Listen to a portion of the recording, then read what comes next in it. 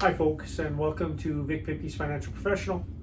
Today we're going to go over the 6 steps that we go through in determining a financial needs analysis. Now this is very important to make sure that whatever we do to put a plan in place, that we're taking everything into consideration, taking a holistic view to make sure that we're not being short-sighted, we're not sacrificing the future for immediate gratification or vice versa, and to make sure everything works together so that one side of our plan isn't negatively impacting another side of our plan.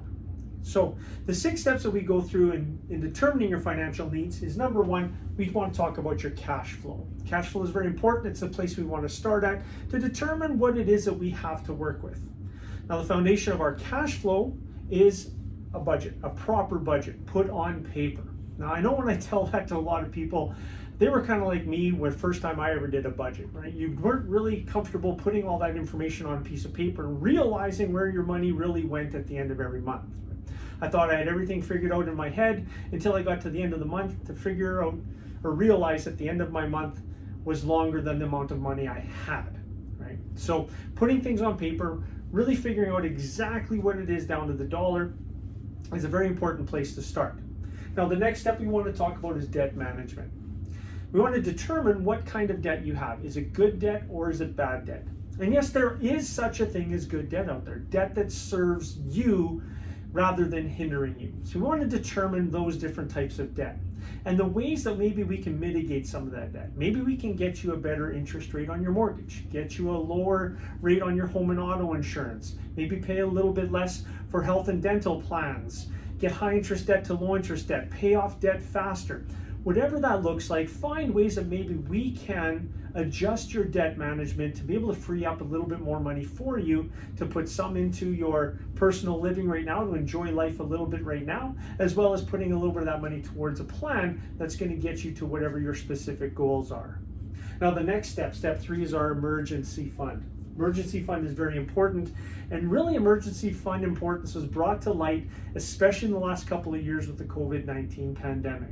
A lot of people either lost their jobs, had hours cut back, layoffs, all kinds of things like that, right? Now what emergency fund is, it's meant to cover a short period of time, 3 to 6 months, if there's a challenge in life that happens that takes you away from whatever money you're bringing in, your job, your career, whatever that looks like. Something that's going to stem the tide to be able to get you through that tough spot. Now the first 3 steps here, these are very important foundation of our financial needs. The rest of the steps, 4, 5, and 6, aren't as important if that solid foundation isn't in place, right? If we don't have the proper cash flow, the proper debt management, and some emergency funds put aside, the rest of the plan might not work in the future if we don't take care of that. So moving forward from there, we have proper protection. Proper protection is very important, and one of the things probably least talked about in a financial plan. Now, what is proper protection?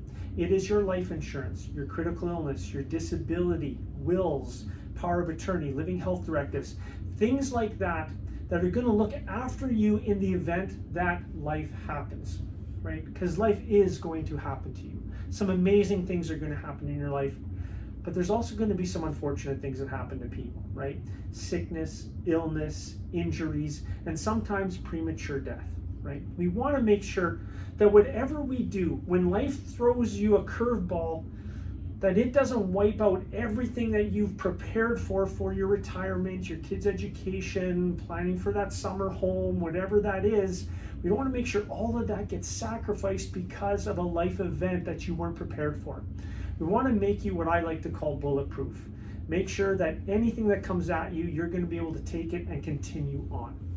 Now, let's talk about the fun side of things, the sexier side of things, building wealth, right? We want to talk about how we can build wealth in the fastest, most convenient, compounding type of way, but we also always need to take into consideration the tax implications of growing wealth. Because there's a saying out there that says, it doesn't matter how much money you have, it matters how much money you get to keep. And we want to make sure that you're not negatively impacted by taxes because of being in an improper vehicle for growing your wealth. Now, the last one is preserving wealth, right? It's great to grow wealth, right? But what happens when you come to that time at the end of your life where it's time to preserve that wealth for the upcoming generations, for your legacy, right? The unfortunate statistic is that there are about $1 trillion in the Bob Hope and baby boomer generations.